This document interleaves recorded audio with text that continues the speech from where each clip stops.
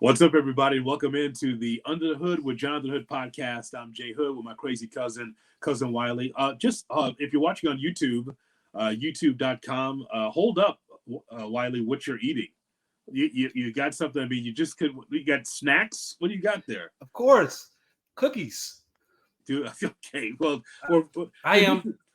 What? I am a junk food junkie. I am.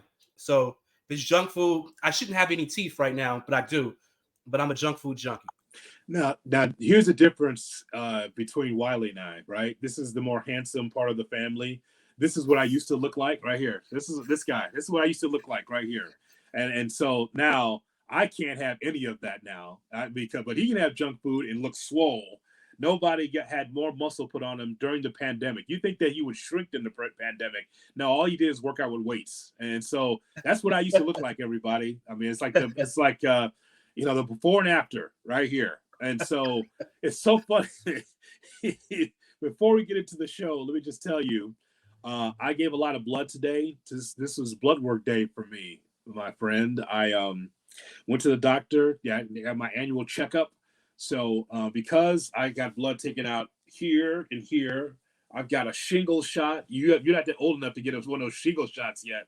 Yeah, I got the second of the single shots. And the lady says, you're going to get this shingle shot. This will be your second one. If you feel a little sick, that's part of it. So you might have a cold or something. Oh, that's good.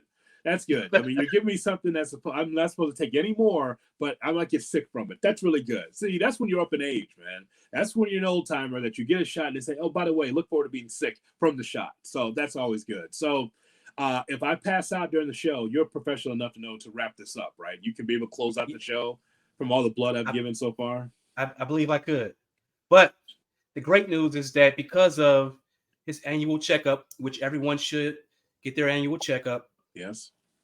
They told him he has another 40, 50 years left to go. So that's great news, especially covering the Bears. So he gets to cover the Bears for 50 more years.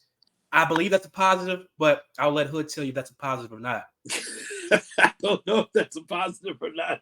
They're killing me by the day, killing me softly by the day. I'm just telling you, Wiley, it's just it's something. We want you to like, share, and subscribe our podcast. Where if you're listening or if you're watching on YouTube, make sure you like, share, and subscribe and share it.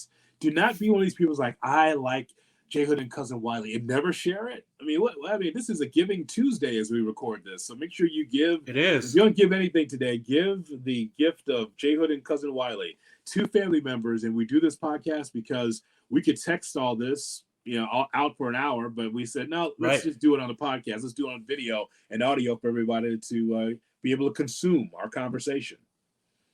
Yes, Cuzzo, how was your Thanksgiving weekend? Besides giving a few pints of blood. It was fine.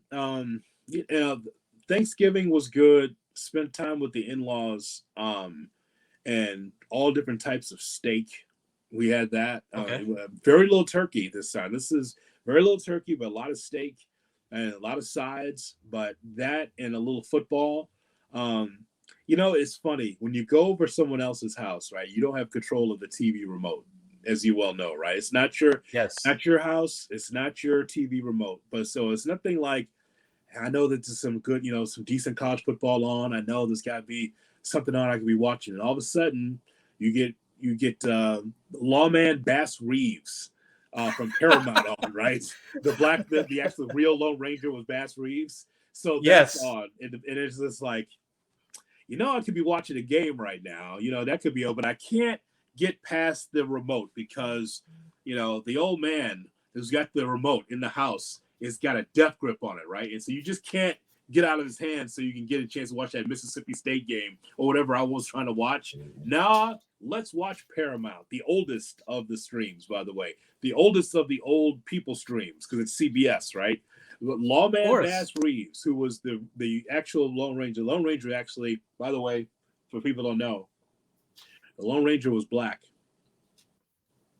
And so they're telling that story now on Paramount. Decent enough show, but that's not what I wanted to watch. It's a little slow Wi-Fi, so I couldn't get a chance to stream any games or anything like that. So it was just me on the couch with Lawman Bass Reeves. It sounds like a great time with the in-laws. It happens all the time, right? It's like there's you get there like on a Saturday or Sunday. No, there's some NBA on. Got to have some Bulls on. No, no, we're gonna see reruns of an old Western, or there's gonna be an old movie on that you've seen 100 times, but it's on there, and you just can't get the remote out of the old man's hands. You just can't do it. You try, you just can't do it. I'm assuming you, like me, grew up in a household that you watched like every Western possible. There was like a Western marathon every Saturday, some days during the week, where someone my age should not know anything about Westerns the way I do. Because coming up as a kid, the Lone Ranger, that was a Saturday special. Yes, like, it was on every Saturday morning. You got your rice and your grits and whatever else you eat for breakfast, and not cartoons, not Saturday morning cartoons. You're watching the Lone Ranger and whatever other Western is on in the morning. So yeah, I'm sure you grew up in that same environment like I did. Yeah, when you're around old people, they watch old people shows. You got to sit there and watch it with them. That's the whole point of this, right? That's what it's all about. And so, yeah, pretty much. What about you? You and the family huddled around and a lot of food. Yeah, so the girls came in, which is always fun. Tell them I said that. That's on the record, just in case they go back and watch this. Yes, always fun. Mm-hmm. And so we did some top golfing. They did some other things. And then on Thanksgiving, my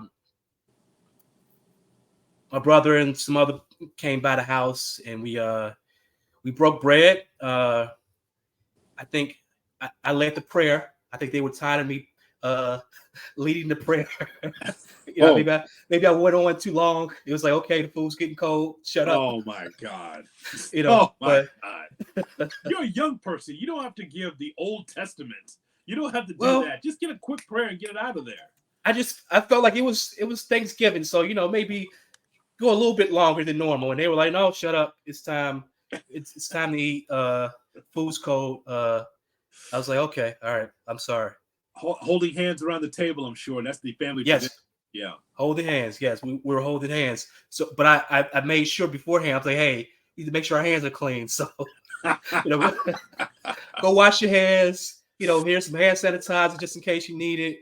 But yeah, it was we had a good time. Watched football because football was only on in my house. There was nothing else that's going to be on other than football in my house on Thanksgiving.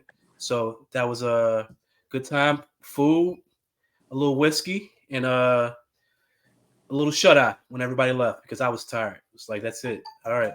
It can be a long day. That is for sure. Yeah. We have merchandise. The J Hood merchandise is available. If you're watching on YouTube, the link tree is available. Of course, it's in the bio of this podcast as well. There it is. A t-shirt. Because the holidays, it doesn't smell like the woman of the evening. It doesn't have any glitter on it, no baby oil. So it's pretty clean here with the family in. Wiley did not bring the lady with the high heels over for dinner. So as Andrew would say, the lady with the high heels. Well, we can't say who that is. But nonetheless, it's always good that it's nice and clean for the holidays.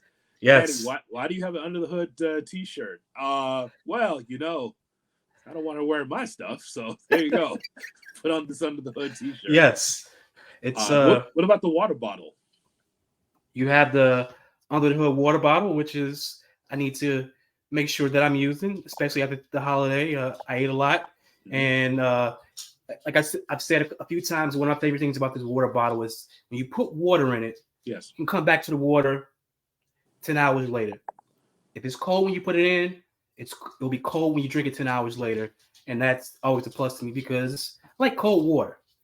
And then we also have, which is my favorite, we have the cash filled. Well, it was cash filled. Yes, under the hood tumbler. So I would get yourself one of these. Again, I cannot guarantee that it will be filled with wads of cash, but mine was. But get yourself one of these, and it just may, because ESPN has been very, very good to cousin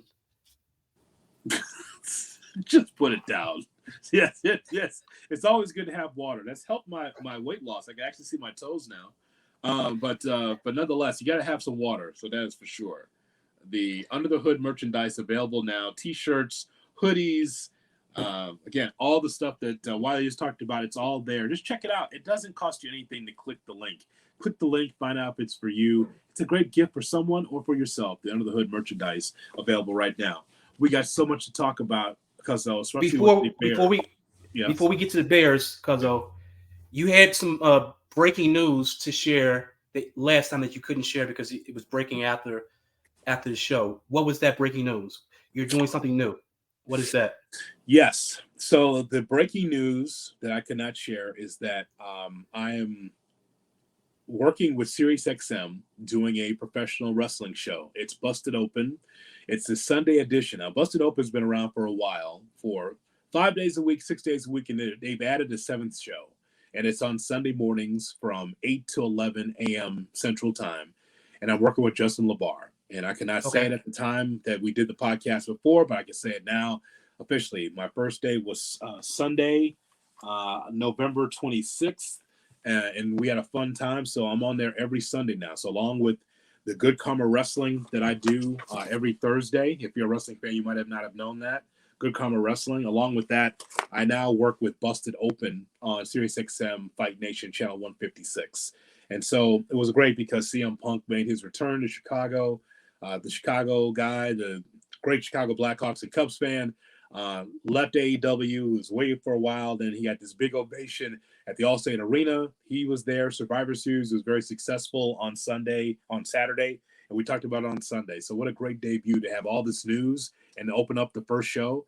So if you need wrestling conversation, I got you Thursdays for Good Karma Wrestling, but also Busted Open on SiriusXM. So I'm overjoyed that I was able to ink this deal. And so I'm on every Sunday, 8 to 11. Congratulations, Cuzzo. You are the hardest working man in showbiz right now. It's great to be able to do things that I can be able to do in my career now, do things I want to do more so than I have to do. Okay. And I can be quoted on that because that's how it works. I want to do this podcast with you because you're my cousin. I want to do professional wrestling because I've been doing radio shows and podcasts for a long time. But to do it on SiriusXM is a big deal. Do it for Good Karma Wrestling is a big deal. So, yeah, I'm doing 2 of those and working with UIC Flames. But these are things that I want to do as I go to the back nine of my career. Want to be able to do things that I want to do. The back nine on Jackson Park. Actually, yeah, nice. Get out there. Can't wait to swing the ball, swing the club, hit that little ball, little golf. But on the back nine of my career, I want to be able to do things I want to do and then start to, settle down. Nice. Congratulations, Cuzzo. Thank you very much. Looking forward to working more with Justin LaBar and the people over at SiriusXM, and including my Good Karma Wrestling show that I do as well on Thursdays at 6 o'clock Central Time on YouTube. Like, share, and subscribe our podcast, Bears and Vikings, on Monday night. The reason why we have our show on Tuesday is because it wouldn't make sense for us to do the show on Monday unless it was one of those preview shows. And I'm like, that's bunk. Nobody's going to watch that. No one's going to listen to that pregame show. We ain't doing that. We need to react to this 12-10 victory and the 4th win of the season for the Bears and the first win in the division for Matt Eberflus. Just I'll give you my brief thoughts, Cuzzo, and I want to hear your thoughts. I've never been more aggravated after a victory than I was with the Bears. You got to win that game, right? I'm glad that they were able to pull it out and win that game. It was my prediction. I thought the Bears would win. I didn't think that Friday, but I thought about it over the weekend. And I said, you know what? I think the Bears can win. I think that this defense was ferocious enough to be able to get after Josh Dobbs and be able to win the game. And they did enough to win. First, we got to give the flowers to the defense because the defense was amazing, from Terrell Smith to Edmonds to Edwards to Kyler Gordon, Jaquan Brisker, Montez Sweat, Jalen Johnson, Zach Pickens. All those guys really paid dividends for the Bears defensively. They kept them in the game. They won the game for the Bears pretty much. Offense, though, is a different story. And this is where we need to talk this out. Because you hear my show with Cap every morning, Cap and J Hood on ESPN 1000 and on the ESPN Chicago app every morning. And there's just a divide in the city on how how they feel about Justin Fields or Luke Getsy, the offensive coordinator, or Matt Eberflus, the head coach. Look, my overall thought on this has not changed. When you struggle offensively, Cuzzo, it's on everything. It's on everybody. That means it's on Justin Fields. It is on Luke Getsy. It's on Matt Eberflus. It's on the offensive line. It's everybody. Because when you can't score, you won the game and you couldn't get into the end zone. Okay, there's a problem there. And to be able to have this blame pies like 99% of this is on Luke Getsy and 1% of this on Justin Fields, or it's all on Matt Eberflus, or it's all on the offensive line, or it's all on Darnell Mooney. Like, this is nonsense. I know that this is not going to get me on first take, and I'm not trying to get there. I know this is not one of those hot takes. I can't get next to Skip Bayless and come up with this take, but I'm just going to tell you, when you struggle as an offense, it's a disconnect amongst everybody around the offense, and it's just got to get better. That's my whole thing. People can hear what they want to hear, but my whole point is that the offense has to get better. That way you can determine for sure that Justin Fields will be the guy moving forward or he's not. That's my whole point of this. No, I agree. I agree that when a team struggles, whether it's offensively or defensively, that on some level everyone shares some of the blame. And I think I've been an outspoken critic of Justin Fields since like his rookie year. But I think when you're looking around the team and you say, okay, what skill players on the Bears have improved on offense under the tutelage of Luke Getsy? You look at Darnell Mooney. Is Darnell Mooney better than he was his rookie year? Probably not. Yeah. You look at DJ Moore. DJ Moore was same player he's been since he arrived. You look at Khalil Herbert, still the same running back. Actually, may have taken a step back from what he used to be. So when you look at this, you look at the skill players, and then you even look at Justin Fields, and you say, what guys have grown?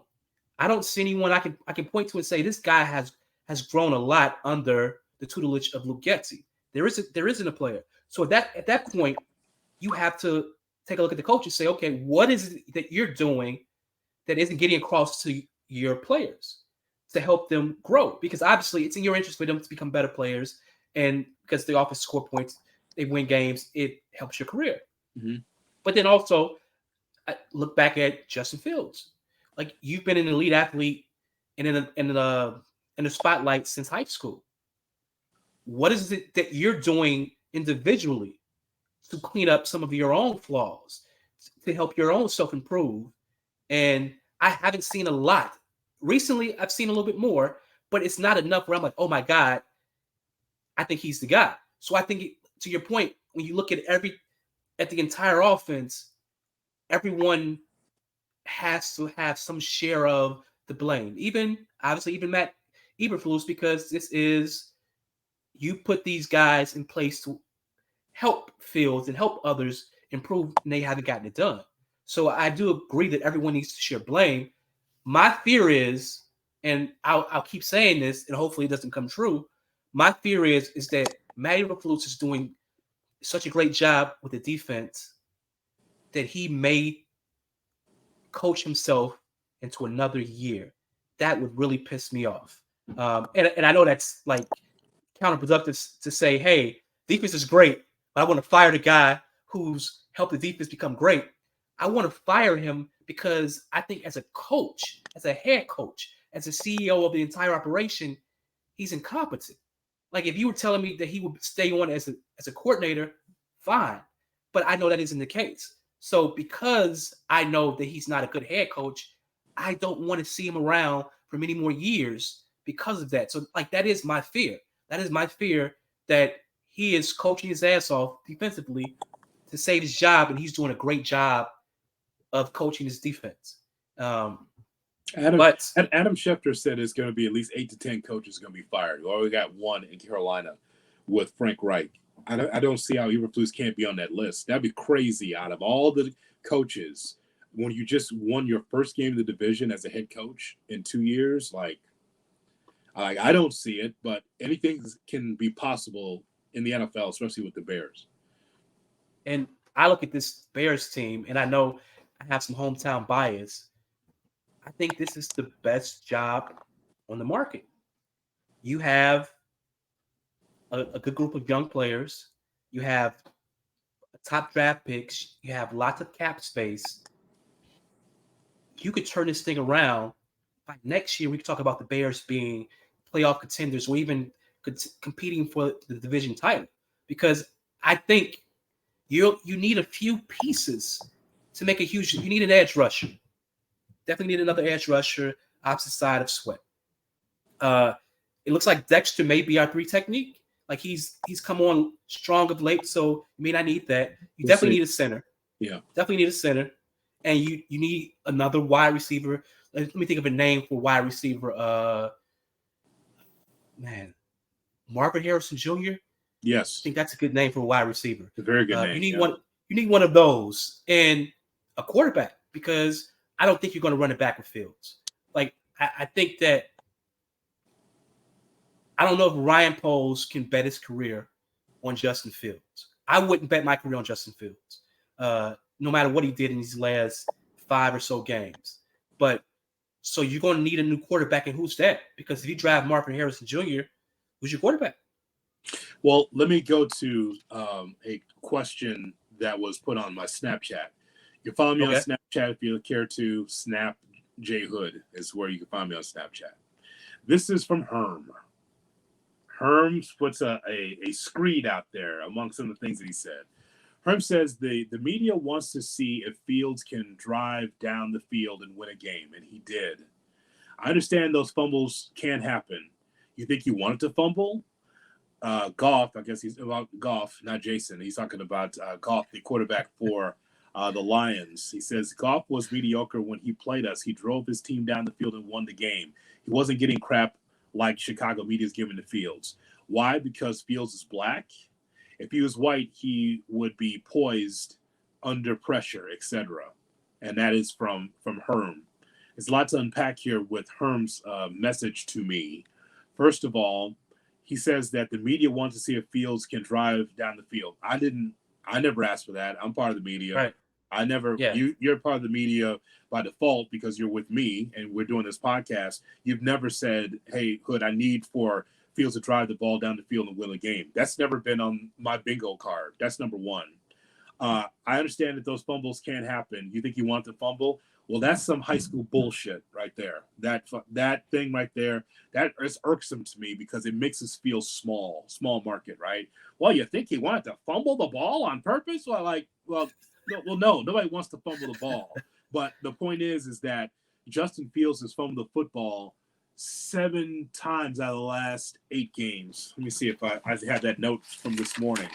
And it's actually worse than that. Yeah, 7 fumbles in the last 8 games. It's actually worse than that. 35 times in his 34 games he's played. 35 fumbles in 34 games. I mean, there's a reason why that the national media gets on Josh Allen. It's his fumbles are the difference between him being good to great, right? Because he turns the ball over a lot. Also turns the ball over a lot? Lamar Jackson. But he has the ball in his hands the lion's share of the time, and it will come out sometimes. But he has a good enough team to recover. And what the point is that for people like Herm that don't get it, what he doesn't understand is that the Bears have to play almost perfect football to be able to win games. It's hard for them to overcome turnovers or mistakes to be able to win football games. And they did enough yesterday, but that's my point. Goff was mediocre, and he's talking about that he wasn't getting crap like this when he couldn't, when he had problems with the Bears. Like, so Herm's listening to sports radio in Detroit. Is he sure about that? He's listening to the ticket in Detroit and knows that nobody gave Goff grief because he looked mediocre against the Bears. I mean, and so then we get to why, because Fields is black. Let me just tell you something. I can't speak for everybody else, and I will not speak for everyone else. I can speak for me. I am not going to be against any athlete because of their race. I'm a black man, so I'm not going to be against Fields because he's black. And I don't think that the conjecture about Justin Fields or the question marks about Justin is not because of his color. It's about wins and losses. It's about results. There's plenty of black quarterbacks now that we can't use that trope of saying, well, the only reason why they're against him is because he's a black man. Like, no. If there's anybody against him, it's because they think that he could be better, and there's always room for improvement. When you have lost as many games as Fields and the Bears have, it's okay to question it. So I just get tired of our big city, Chicago, pockets of our city of Chicago, to look at the Bears and like it's their high school team. I just think that's always been bullshit to me. But hold them accountable, because that's what they deserve: accountability. And I know that people in the political sphere and in sports and in life want to be able to turn a blind eye to, to those things, but you really shouldn't. Hold people accountable. Accountability matters, especially for teams that you root for. So I think Herm touched on a lot of things that I've heard over the past few years about Fields. And just touching on like one, I think the media, and we haven't had this conversation, but I think my view of it was that the media, Chicago media, was going out of his way not to criticize Fields initially, to the point where it felt disingenuous. It was like, okay, I see the talent, but he's making mistakes. If he's making mistakes, it's okay to say, hey, this kid is really talented, and he may become this when he gets it, but he's doing these things wrong today. It felt like no one wanted to say it. And now, personally, I feel like there's like this Fields cult, where you can't point out things that happened that are negative, because if you do that, then you dislike him for a variety of reasons. And that same cult will look at something, let's say, that Caleb Williams did in a USC game and say, you see, Caleb Williams threw an interception, to Notre Dame, and because of this, he can't be our quarterback. It's like, hold on, wait a second. Caleb Williams touchdown to turnover ratio, it's like 4-1. Fields touchdown to turnover ratio, it's like 1-1. So what are we doing? Like, how is it that we're saying that kid is a bum because of this, but Fields is great, and he's worse. He's been worse. And I think that has been frustrating, because it's like, okay, hey, we're watching the same game. You may be a fan of his. I may not. But if we're watching the same game and a guy turns the ball over, it's a turnover. He gets credit for his touchdowns. He also gets credit for his turnovers. And I think the black and white thing historically may have been true. Like, there may have, and there still may be a touch of it, where there are guys who, or in gals too, who won't support Fields because he's a black quarterback. He's an athletic black quarterback, and he just happens not to be Patrick Mahomes. And I think we saw a little taste of that when Beijing came in. So that may be a little bit true, but I don't think overall that is true, because I think overall the Fields code is black, white, green, yellow. It touches on the whole entire rainbow of people. So I don't think that Fields is being treated differently, or I should say worse, because of his skin color. No, I think as fans, we all want a quarterback to play well. We all want a quarterback who looks like Patrick Mahomes or looks like a Tom Brady. We all want that. I don't care what color that guy is. You tell me I can get a Patrick Mahomes or Tom Brady, sign me up for that every day of the week. That's what we want.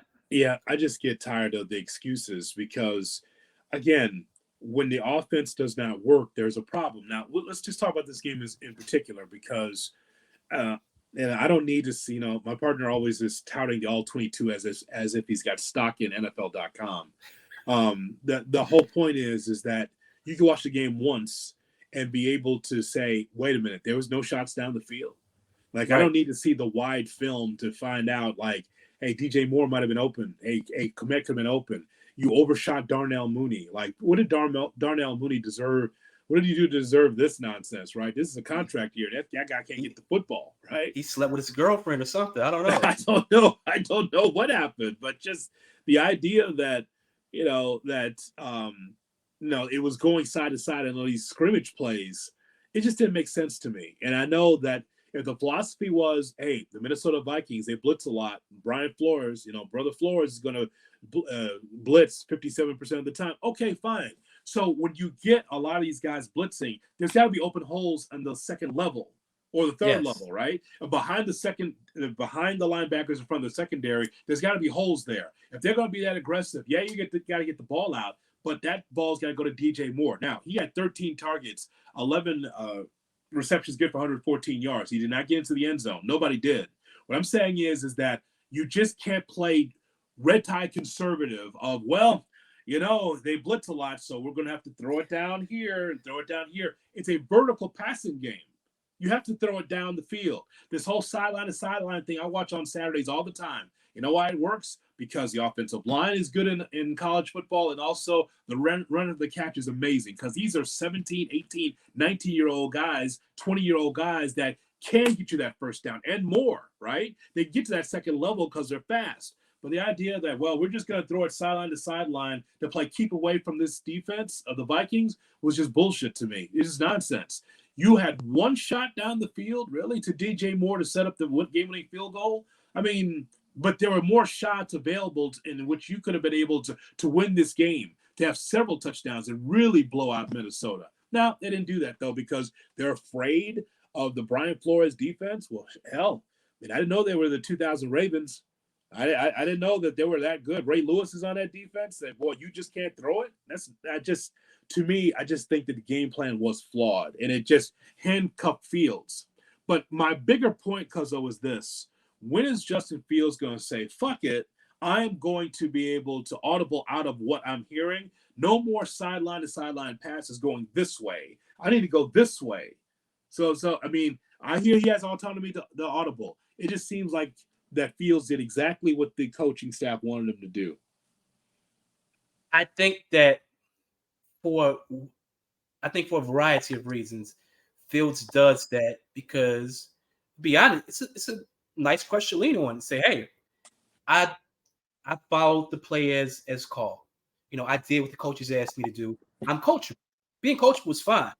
But as we've seen with the great quarterbacks, whether it be a Patrick Mahomes, a Tom Brady, and even recently like a one-arm Ben Roethlisberger. He was like, hey, Matt Canada, you call what? Well, fuck what Matt Canada just said. We're going to do this. It's going to work better than the shit he just called. On 3, break. And you run your own play. Yeah. I'm fine with that, especially if you're having success with it. Especially if you're willing to take accountability for saying fuck the coach. I'm fine with it. You're on the field. You know what you're seeing. You got a better feel for the game in a lot of ways than your coach may have because he's watching from a distance and you're in the action. So if you see something better than he does, you say, hey, we're going to do this instead and live with that decision. To your point, the sideline to sideline stuff, initially I was like, okay, they're trying to beat the blitz, fine. But then I'm like, okay, this is the 12th play they've thrown a ball to the edges. Can they run a slant? Can they beat the blitz with a slant? Yeah. Can they do something different to beat the blitz other than just running the same screen passes that at this point Minnesota's waiting for? They're sitting there waiting in front of the receiver, say, hey, all right, we know what's coming next. And I think that part to me is on Getsy. I think his distrust of Fields is evident when you see some of the play calling. And the part to me that's unfortunate is that I think on some level, I saw differently when Beijing was playing. I saw a little more trust in a guy who had just been in camp for a few months than in a guy who you've been working with for a couple years. Mm-hmm. That part to me is concerning because if you're going to have trust in anyone, it's the kid you've been working with for multiple years. It's the franchise guy. And it's like, oh, well, I'm going to handcuff you to a certain extent, and we're just going to ask you to do this. It's like, I don't Fields definitely isn't a dumb kid. So it's like, what is the issue? Why do you not trust this guy to do more? And if you don't trust him to do more, say that. And then not only say that, bench him.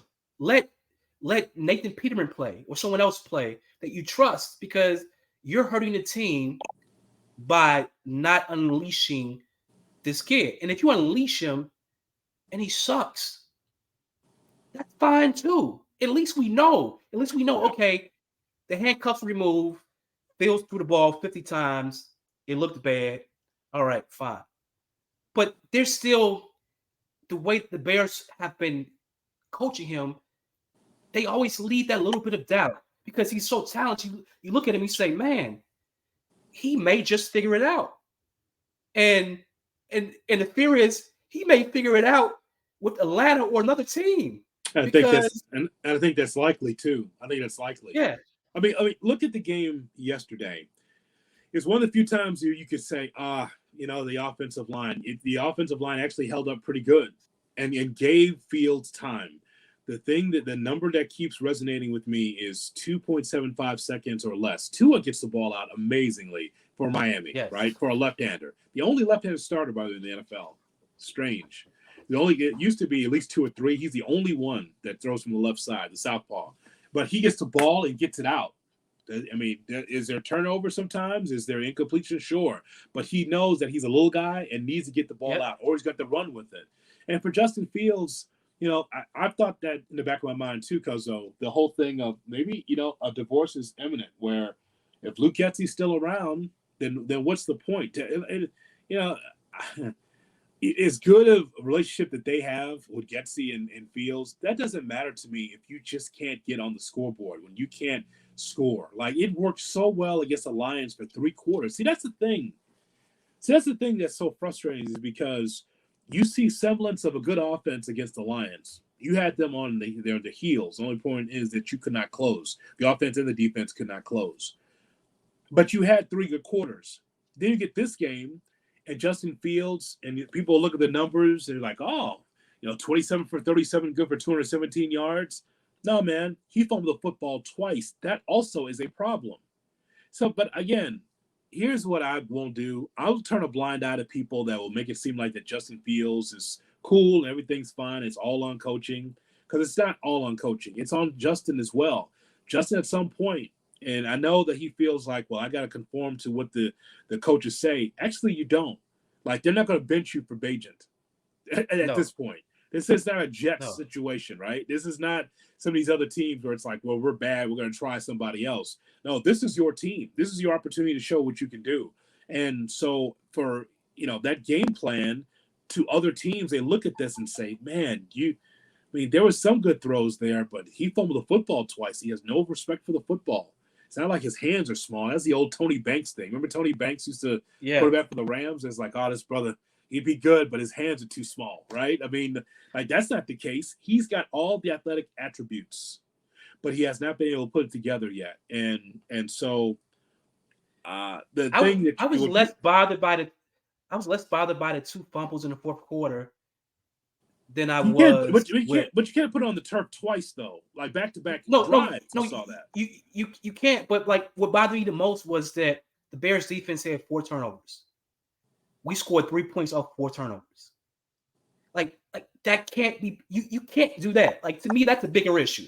That's a bigger issue than the fumbles, because if you score touchdowns on at least 1 or 2 of those, then the fumbles don't even matter, because you're up by so much. The fumbles don't even matter. But when you get 4 turnovers and all you can manage to score off those 4 turnovers is 3 points, like, as a fan, that part is frustrating. And that part isn't, again, that isn't just Fields. That's Getsy. That's the entire offense.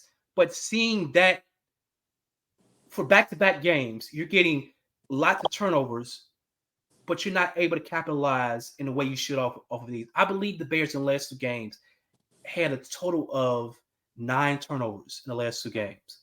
9 turnovers. Defense, yeah. Like, this is like Lovie Smith era or Vic Fangio era defense. Fair. So when you do something, you want to see points. Mm-hmm. You want to see points. And if they can't get it done, then you find someone else to do it. Like we were texting back and forth last night before the last drive, and I was like, hey, if we don't score here, you got to fire Luke Getsy, right? You got to fire Luke Getsy doing the bye. Like he can't come off the bye with a performance like this, and really a performance like this for his entire career, and you have confidence in him. You got to fire him. Like there has to be someone has to be the fall guy for what we're seeing offensively. Obviously, it can't be Fields. So who do you have to do something? Which if you're not firing Eberflus, you got to fire the offensive coordinator. And I'll be honest, if they still did that, I would not protest. Well, let's go into that part of the conversation as well, because on ESPN 1000 we get a chance. We're blessed to talk to Lance Briggs because he was part of a great defensive unit under Lovie Smith. With Hunter Hillenmeyer and Brian Urlacher and Lance Briggs, they held down the linebackers for some years, did they not? Yes. So and Rosie Colvin was there before Hunter Hillenmeyer. Rosie Colvin, that's exactly right. Yes. Well, okay, so Lance has this thought the last couple of weeks. Don't know where it's coming from. It's very unique, that is for sure. Lance is pretty much putting out there because, we just need to roll this back and bring Justin Fields back. And, once we go through this draft and free agency, because the Bears do have enough money to be able to spend on a 3 technique and to be able to shore up your offensive line and maybe get Marvin Harrison in the draft. Yeah, they don't need a quarterback. Just be able to get offensive line help and get Marvin Harrison and roll it back with Justin. Everything will be fine. And that includes the coaching staff as well. And so I've been hearing this last couple of weeks ago. I challenged him this morning about this on Tuesday as we record this. And I told him, I said, man, you're giving the offense an A. You think that was fine. And I think that's crazy. He thinks that Matt Eberflus should return as head coach. And I'm just thinking, man, that is failing up if he has an opportunity to come back here with his football team. That one-loss record the last couple of years has been unacceptable. The positive for Eberflus you mentioned is that their defense is at almost a Fangio level, or maybe a bad season of Lovey, but yet the defense was swarming and getting the job done. But that's not enough to be able to save the job. But here's what Briggs is saying. You've heard him say this. He believes in continuity.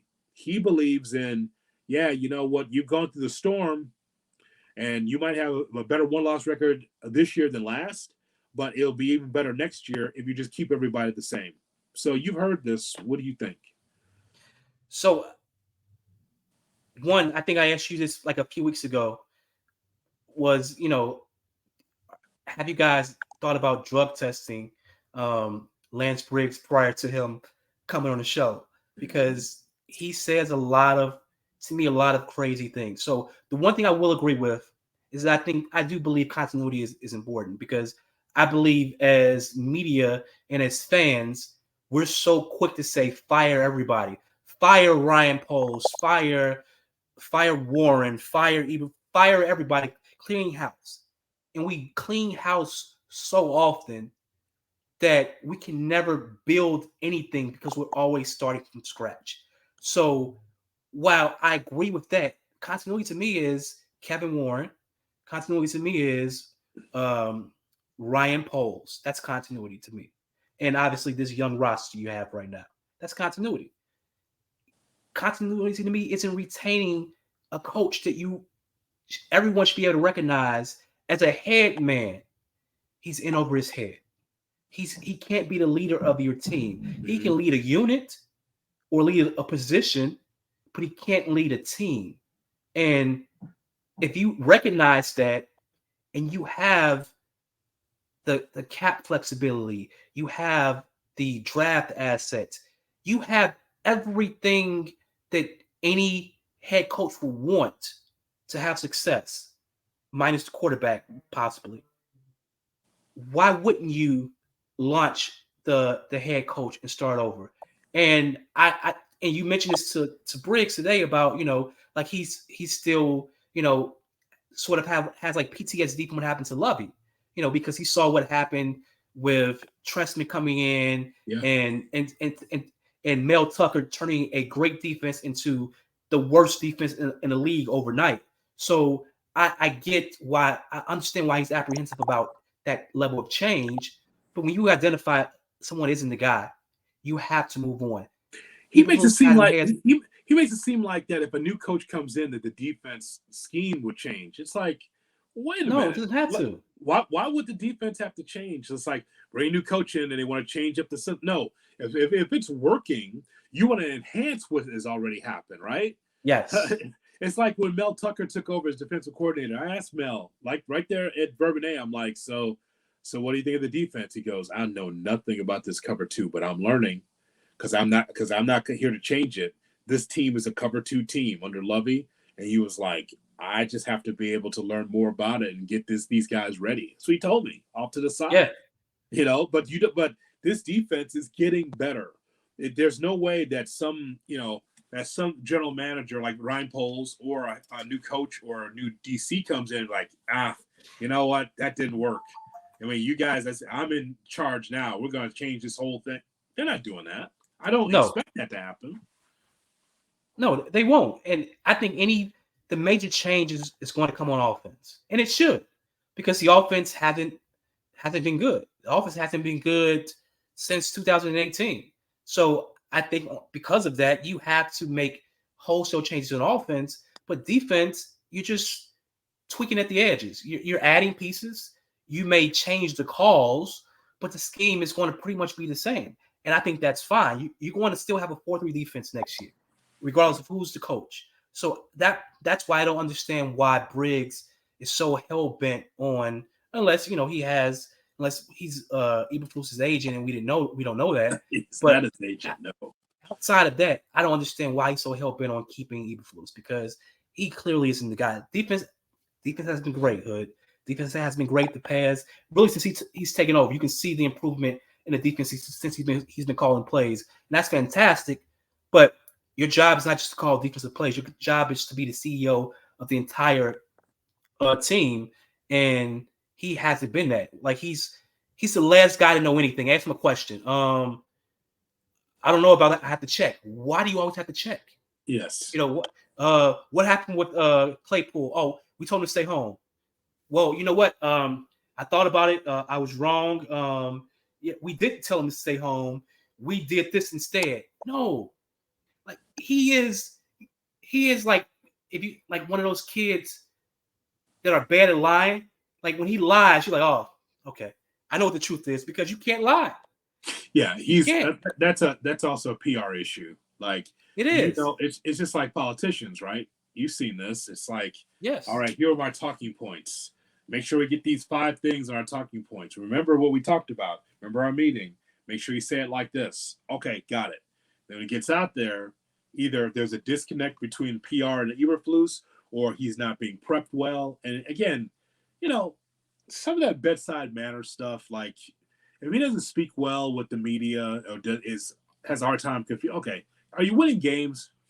Are you winning games? Yeah. Like you can be a boob at the podium, but if you're winning games, it's like, he's our boob, right? He's just stumbling up there. But I mean, when you're losing games and then lying and then trying to misdirect people, when Jason Leisure, boy, he does a great job. Like Jason Leisure, boy, that guy. I mean, and he always makes it seem like, and it is true.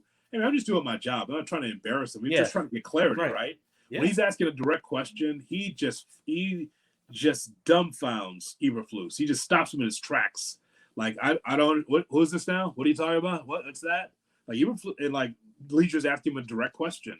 Here's the question. What's the answer? Right. And so, man, if he wasn't losing, or if he wasn't losing the room, then I'd be like, he's just our meatball. But I mean, all of that. But there's so much more, though. I mean, just internally, think about this, because like when you've lost 2 coaches because of whatever's happening internally. Yes. Like that's also. Yeah, I mean, it's just crazy how, you can in the same season, the same season. All right, put that down. Put that down. You don't know what's happening there. 2 coaches in the same. I don't understand what's going on down there, but it's crazy. This is a family show. Put that down. You don't know what happened there. You have no idea who's looking on whose computer. You have no idea what happened there. It's crazy. Like I heard that now Pornhub has been banned What? across, every Wi-Fi service at House Hall, at Soldier Field. I don't know why they banned it, but you know, All right. it may have something to do with the coaches being fired, but I'm not positive. None of that's true. That'll be fine. That's fine. I don't think Yes. that's what happened. I did not read that. I did not report that. So I don't. You and your reckless speculation. That's not happening. I mean, my hands are, sticky. I mean, they're not sticky or they're clean or whatever, All right. But yeah, I'm, All right. That's fine. That's why if your hands are ever sticky, you always have some lotion. Y'all gotta have some Renew. Always have it nearby, just in case. Renew. Yes. Oh, it's open. Renew renew the app. You caught me with the lotion open. Close. Yeah. There you go. Close the top. That's why those coaches got fired from the Bears. You need some holy oil. The lotion was open. You need some holy oil. I'm spraying it on you right now. Jeez. It's unbelievable.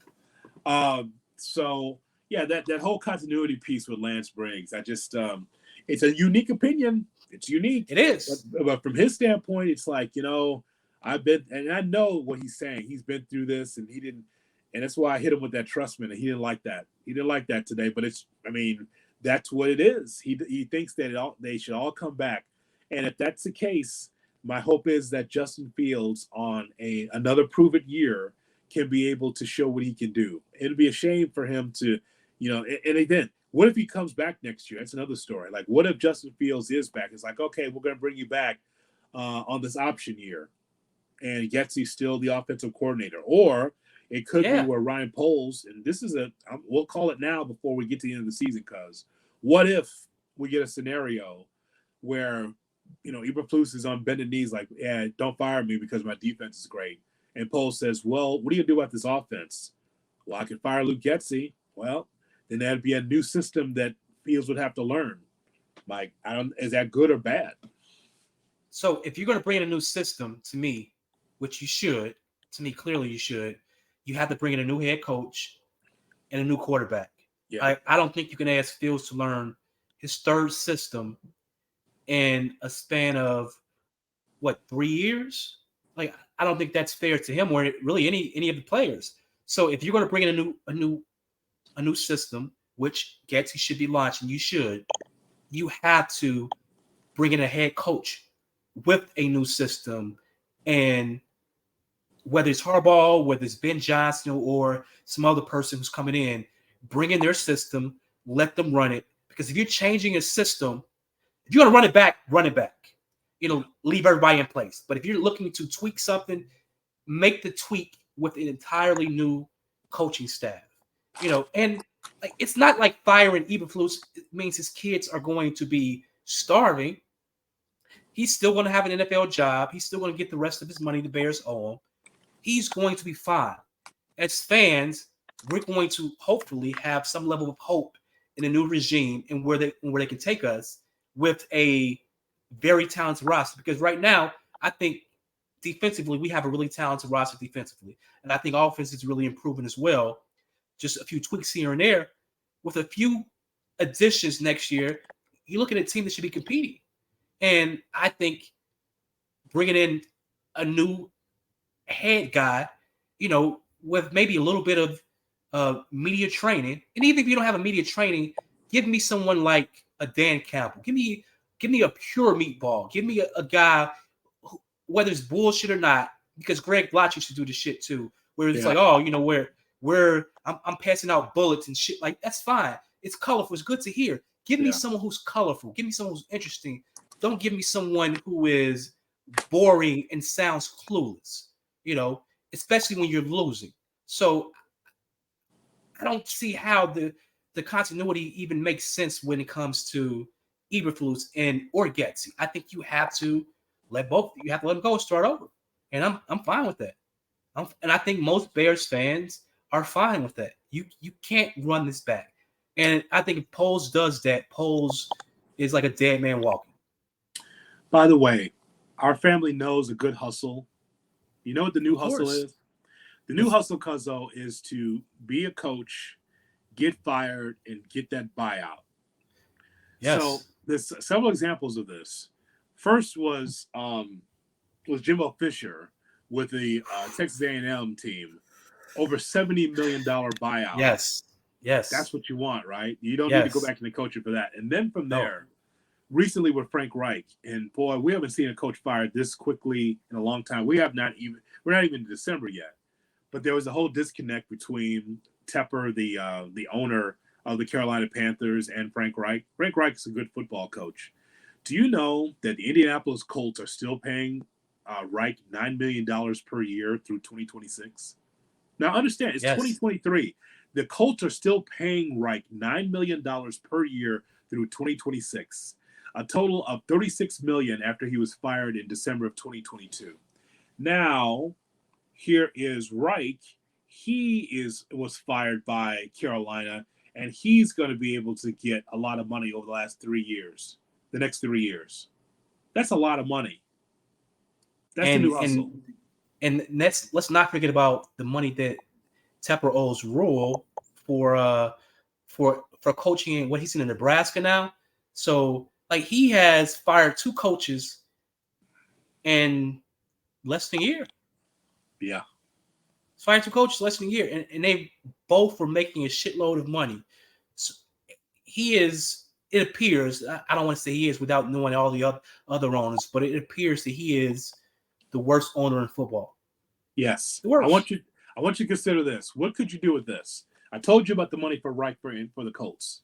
Reich is owed $36 million from Carolina through 2026.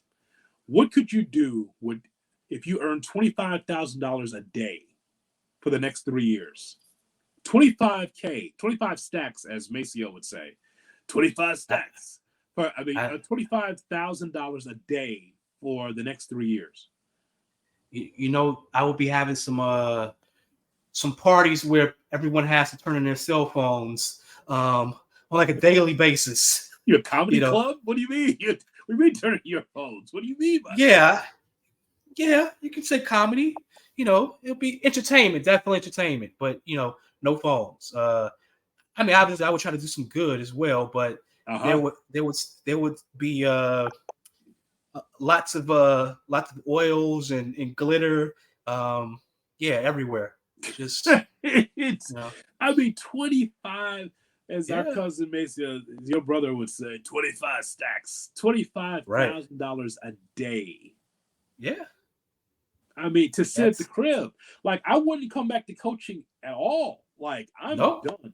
No, like I'm good financially, and I know that for some, I still miss being able to tell people what to do and be a CEO and to be a boss of a football team. Forget that. If I'm getting paid by the Colts and by the Panthers, and that is in my direct deposit every single day, $25,000 a day for 3 years, I'm good.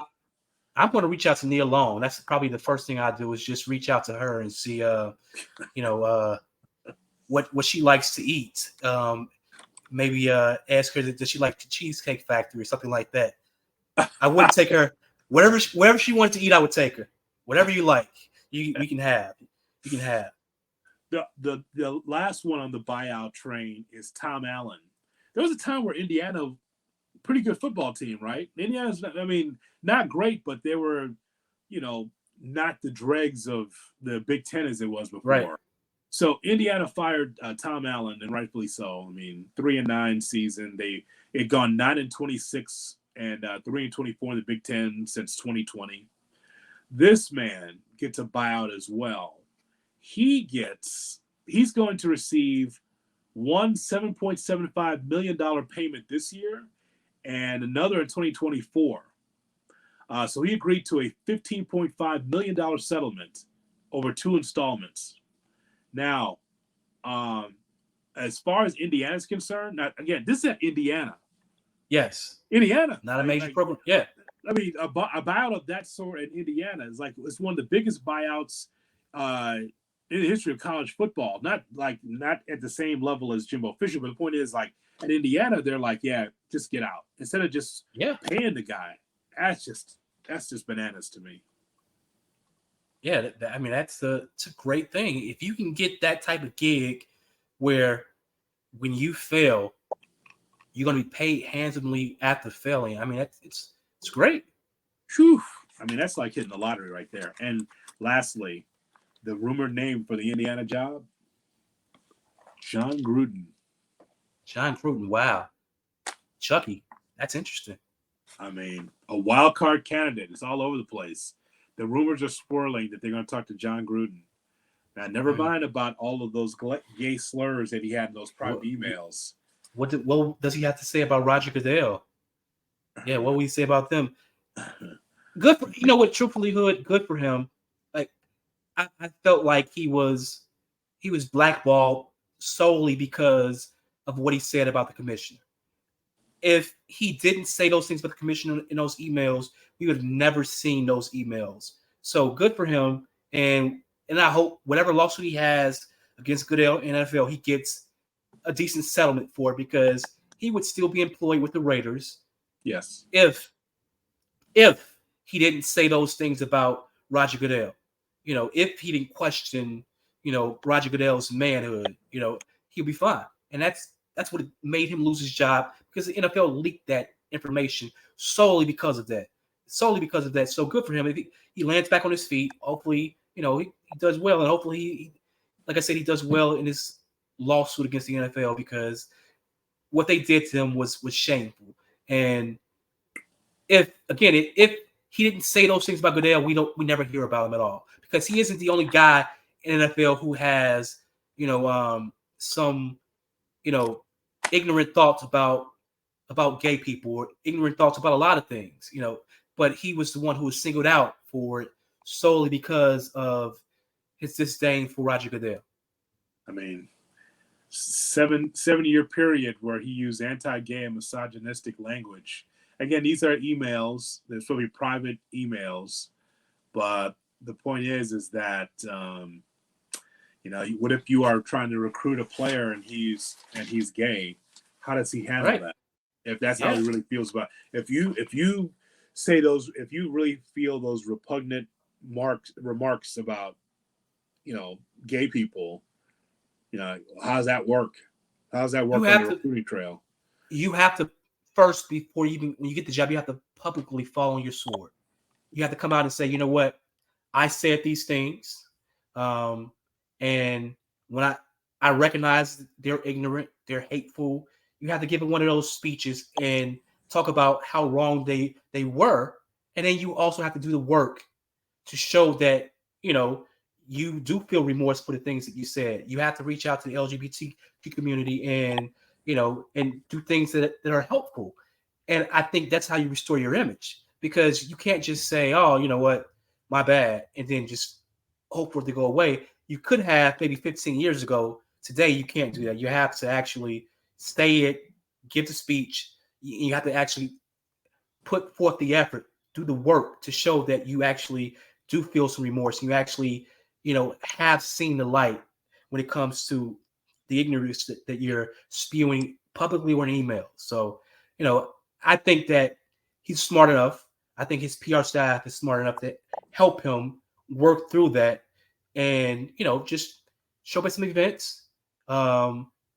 You don't have to walk around with the rainbow flag on your shoulders or anything ridiculous like that, but just show that you care about people who are different than you, and you'll be fine. All I know is that if I could give myself $25,000 a day, do you know how many Harold's Chicken Shacks I could open up? Oh, I mean the good ones though, not just. Oh yeah. Well, I'm talking about the good ones. I'm talking about all the communities. that'd be great. How many Harold's I could open up? I would be there, just mouth stalls dripping from everywhere. You know, like. By the way, I know what I'd do. I would give myself a whole bunch of Harold's Chicken Shacks with the good one. I would put them there, original recipes, so I know which one it is, not the bunk one downtown. That's awful. That's awful. I'm talking about the real one. Then I would just start replacing like those old stores that we miss. I'd open up a Magicist rug company with the big lips over there. I would have that.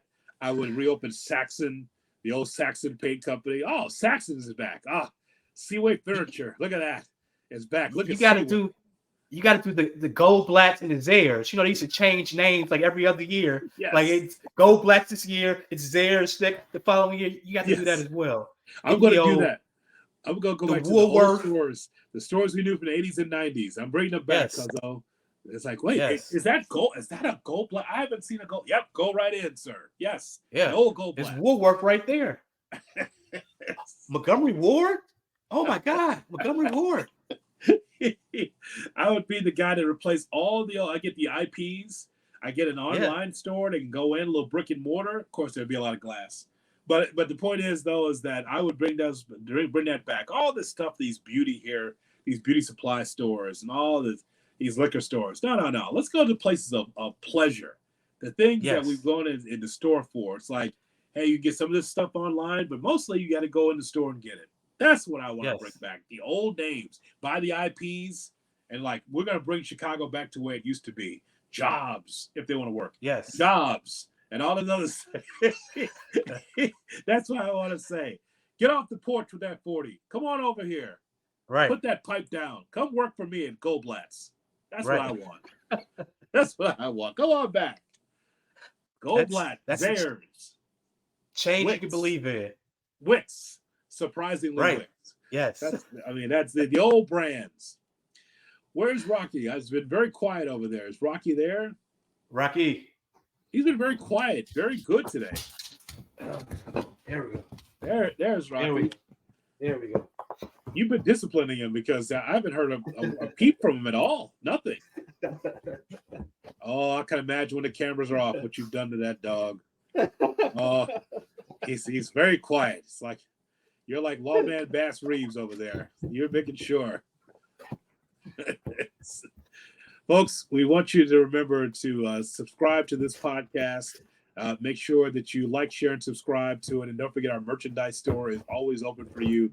T-shirts, we've got mugs and everything else. The Under the Hood store is available in my Linktree. Look for, oh God, again, he's biting his hand. For God, okay. J-Hood Radio. The link is in the bio of this podcast as well. For Rocky and Cousin Wiley, this is, oh, geez, would you please with that, please? God, he's biting your hand. For Wiley and Rocky, this is Jay Hood. We'll talk to you next week, another edition of the Under the Hood with John the Hood podcast. So long, everybody. Please. Have you got your shots? Oh, jeez. It's like a circus trick. Oh, jeez.